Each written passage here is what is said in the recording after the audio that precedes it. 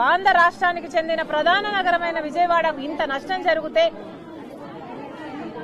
మరి పాలకులు ఏం చేస్తున్నారు? చంద్రబాబు గారు ఇప్పటికే 6,800 కోట్ల రూపాయల వరకు నష్టం జరిగింది అని ఇనిషియల్ గా ఒక ఫిగర్ కి అరైవ్ కావడం జరిగింది. పోనీ ఆయన చెప్పిన మేరకైనా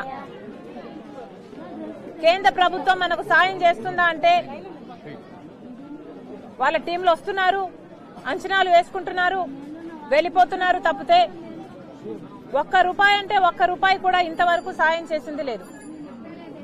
ఎందుకు ఇంత చిన్న చూపు అని అడుగుతున్నాం. పక్కన బీహార్ కు 10,000 కోట్ల రూపాయలు ఇచ్చారు, మరి ఆంధ్ర రాష్ట్రానికి ఎందుకు ఇవ్వటం లేదు? ఆంధ్ర రాష్ట్రం ఈరోజు బీజేపీ పార్టీకి ఎంపీలను ఇస్తే కదా ఈరోజు బీజేపీ పార్టీ అధికారంలో ఉంది. మరి అలాంటప్పుడు ఆంధ్ర రాష్ట్రం పట్ల మీకు ఎందుకింత సవతి తల్లి ప్రేమ, ఎందుకింత చిన్న చూపు? ఇది ఆంధ్ర రాష్ట్రాన్ని అవమానించడం కాకపోతే ఏమిటి అని అడుగుతున్నాం. మోడీ గారు ఎక్కడెక్కడో తిరుగుతున్నారు, మన రాష్ట్రానికి ఎందుకు రావటం లేదు? ఆంధ్ర రాష్ట్రంలో ఎందుకు అడుగు పెట్టడం లేదు? మీరు ఇదివరకు ఇచ్చిన హామీలన్నీ తొంగలో తొక్కారు కాబట్టి ఇప్పుడు వచ్చి హామీలు ఇచ్చినా కూడా వాటికి విలువ ఉండదు కాబట్టి మోడీ గారు మన రాష్ట్రానికి రావటం లేదా? 10 సంవత్సరాలు ప్రత్యేక హోదా దగ్గర నుంచి 2 కోట్ల ఉద్యోగాల సంవత్సరానికి వరకు ప్రతిదీ అన్నిట్లోనూ మోసం చేశాడు మోడీ గారు. ఇప్పుడు ఆంధ్ర రాష్ట్రం ఇచ్చిన ఎంపీలతో అధికారం అనుభవిస్తూ కూడా ఇంత చిన్న చూపు అంటే చంద్రబాబు గారిని సూటిగా ప్రశ్నిస్తున్నాము. ఎందుకని కూటమి కట్టారు? ఎందుకని మద్దతు ఇస్తున్నారు? బీజేపీ అధికారంలో ఉన్నంత మాత్రాన మనకు ఒరిగింది ఏమిటి? చంద్రబాబు గారు సమాధానం చెప్పాలి. కేంద్ర ప్రభుత్వం అధికారంలో ఉన్నది మన వల్ల అయితే మరి మనకు ఏం చేస్తుంది? బీజేపీ పార్టీ సమాధానం చెప్పాలి, చంద్రబాబు గారు సమాధానం చెప్పాలి. ఇది వరకు కూడా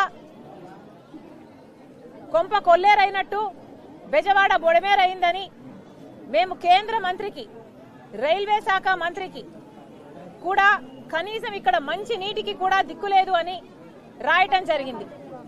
కనీసం మంచినీళ్ళైనా ఇచ్చిందా కేంద్ర ప్రభుత్వం? ఆలోచన చేయండి. 1000 కోట్లు పక్క రాష్ట్రాలకు ఇస్తున్నారు గాని ఆంధ్ర రాష్ట్రానికి మాత్రం ఇవ్వటం లేదు. ఇక్కడ కనీసం గుక్కడు మంచినీళ్లు కూడా లేకుండా ఇంతమంది ప్రజలు అల్లాడిపోతున్నారు. అసలు వీళ్ళ బాధ ఒక్కొక్కటి వింటుంటే ఎంతమంది లక్షల్లో ఉన్నారు. ఇలాంటి కాలనీలు ఎన్నో ఉన్నాయి. వీళ్ళు చెప్పేదల్లా అమ్మా నీళ్లు వచ్చేసాయి, మేము ఏది సర్దుకోవడానికి వీలు లేకుండా మేము అన్ని వదిలేసుకొని వెళ్లిపోవాల్సిన పరిస్థితి వచ్చింది. మేము అన్ని వదిలేసుకొని కట్టుబట్టలతో వెళ్లిపోవడం జరిగింది. మా ఇంట్లో ఉన్న సామాన్లు ప్రతిదీ, ఫ్రిడ్జ్ అయితేనేమి, టీవీ అయితేనేమి, పరుపులైతేనేమి, బుక్కులైతేనేమి, బట్టలైతేనేమి, గిన్నెలైతేనేమి, ఇలాంటి ఒక్కటి కూడా మిగలలేదు. అన్ని వీళ్ళు చిన్న చిన్న కుటుంబాలు ఈఎంఐలతో వీళ్ళ సామాన్లు కొనుక్కున్నారు. మరి ఇంత నష్టం జరిగితే ఒకరైనా స్పందించడం లేదు ఎందుకు అని అడుగుతున్నాం. కనీసం ఇక్కడ రేషన్ బియ్యం కూడా చాలా మందికి అందడం లేదని, అందిన వారికి కూడా స్టోర్ బియ్యం ఇచ్చారు, సన్న బియ్యం ఇయ్యలేదు, అది కూడా తినే పరిస్థితిలో లేదు అని వాపోతున్నారు. మరి వీటన్నిటికీ ఏం సమాధానం చెప్తారు? కనీసం మంచి నీళ్లు కూడా లేవు. నీళ్లు ఇవ్వడం కూడా ముందరికి వస్తుంది ట్యాంకరు, అక్కడ పట్టుకుంటే పట్టుకోవాలి. కనీసం లోపల ప్రజలుంటారు, లోపల ముసలోళ్ళు ఉంటారు, బిడ్డలుంటారు, వాళ్ళకు కూడా నీళ్ళు అవసరం ఉంటుంది. కనీసం వండుకోవడానికి, బట్టలు ఉతుక్కోవడానికి, బాత్రూంలు పోవడానికి కూడా నీళ్లు లేవు అని వీళ్ళు వాపోతున్నారు. మరి ఏం చేస్తున్నారు? చంద్రబాబు గారు సమాధానం చెప్పాలి. మరి ముఖ్యంగా బీజేపీ పార్టీకి రైల్వే శాఖ మంత్రి అవినాష్, ఏం పేరమ్మా, రైల్వే శాఖ మంత్రికి మేము ఒక లేఖ కూడా రాయటం జరిగింది. లేఖలో చాలా స్పష్టంగా చెప్పడం జరిగింది, కనీసం మంచినీళ్లు కూడా ఇక్కడ లేవు అని. ఇది రైలు నీరు. ఈ బాటిళ్లు తయారయ్యేది మన ఆంధ్రప్రదేశ్లో. విశాఖపట్నంలో రైల్వేస్ వాళ్ళు దీన్ని తయారు చేస్తారు. ఇదే విజయవాడ నగరం ఇదే విజయవాడ డివిజన్ సంవత్సరానికి 6,000 కోట్ల రూపాయలు ఆదాయం ఇస్తుంది సౌత్ సెంట్రల్ రైల్వేస్ కి. మరి విజయవాడలో ఇంత ఘోరమైన విపత్తు వస్తే మరి రైల్వేస్ వాళ్ళు ఆదుకోవాల్సిన అవసరం లేదా? రైల్ నీరు మీరు తయారు చేస్తున్నారు, మా విజయవాడలో అవసరం ఉంది. విజయవాడ డివిజన్ 6,000 కోట్ల రూపాయలు సంవత్సరము మీకు ఆదాయం ఇస్తుంది, దయచేసి నీళ్లు పంపించండి అని మేము లేఖ రాయడం జరిగింది. మరి కనీసం మంచి నీళ్ళకైనా స్పందించిందా బీజేపీ పార్టీ అంటే? ఇంతవరకు లేదు. కనీసం మంచి నీళ్లు కూడా ఇచ్చే పరిస్థితిలో బీజేపీ పార్టీ లేదు అంటే వాళ్ళ హృదయం ఎంత కఠినం అయిపోయాయో ఆలోచన చేయాలి రాష్ట్ర ప్రజలు. మరి కనీసం మంచి నీళ్లు కూడా మనకి ఇవ్వకపోతే చంద్రబాబు గారు ఎందుకు మద్దతు ఇస్తున్నారో సమాధానం చెప్పాలి. ఇది బీజేపీ వైఖరి. ఇక్కడ బుడిమేరులో ఇంత ప్రమాదం జరిగింది, కానీ ఇంతవరకు కూడా ఇంతకు ముందున్న ప్రభుత్వం జగన్మోహన్ రెడ్డి గారి ప్రభుత్వం, ఇప్పుడున్న ప్రభుత్వం చంద్రబాబు గారి ప్రభుత్వం బుడమేరు బురదని ఒకరి మీద ఒకరిని రుద్దే ప్రయత్నం చేస్తున్నారు.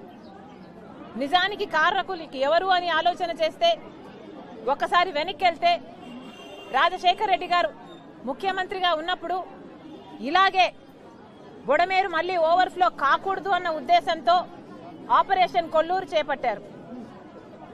ఆపరేషన్ కొల్లూరు అంటే బుడమేరు నుంచి నీళ్లు నగరంలోకి ఓవర్ఫ్లో కాకుండా న్యాచురల్ ఫ్లో కొల్లూరుకు వెళ్లాల్సి ఉంది. కానీ ఆ కొల్లూరు రూట్ మొత్తం ఆక్రమణలకు గురై ఎన్క్రోచ్మెంట్స్ గురై ఈరోజు బ్లాక్ అయిపోయింది. కాబట్టి ఆ రోజు వరద వచ్చింది అని రాజశేఖర రెడ్డి గారు గ్రహించి ఆపరేషన్ కొల్లూరు చేపట్టారు, కొల్లేరు చేపట్టారు. ఆ రోజు రాజశేఖర రెడ్డి గారు ఆపరేషన్ కొల్లేరులో ఎంత వీలైతే అంత 1000 ఎకరాలను ఎన్క్రోచ్మెంట్స్ నుంచి కాపాడారు. కాబట్టే కొంతవరకైనా బతికింది. కానీ తర్వాత చంద్రబాబు గారు ముఖ్యమంత్రి అయ్యారు, జగన్మోహన్ రెడ్డి గారు ముఖ్యమంత్రి అయ్యారు. మళ్లీ ఎన్క్రోచ్ అయితే ఎందుకని ఏ ప్రభుత్వం అయినా ఒకటి కూడా చేయలేదు. 17 కిలోమీటర్లు బొడిమేరు నగరం నుంచి పోతే 90% ఎన్క్రోచ్మెంట్స్ కు గురైంది. మరి ఇంత ఘోరంగా ఎన్క్రోచ్ అవుతుంటే ప్రభుత్వాలు ఏం చేస్తున్నారు? ఆపద వచ్చిన తర్వాత ఒకరి మీద ఒకరు బురద చల్లుకుంటున్నారు. రాజశేఖర రెడ్డి గారు ఉన్నప్పుడు ఆపరేషన్ కొల్లేరే కాకుండా బొడిమేరుకు మరమ్మతులు కూడా చేయించారు. ఆ తర్వాత ఒకరైనా ఒక ముఖ్యమంత్రి అయినా మళ్ళీ ఒక్క పైసా అయినా మరమ్మతుల మీద పెట్టారా? చంద్రబాబు గారు ఏమో కాంట్రాక్ట్లు ఇచ్చారట, జగన్మోహన్ రెడ్డి గారు కాంట్రాక్ట్ రద్దు చేశారట. కానీ చేసింది ఎవరు చేయలేదు.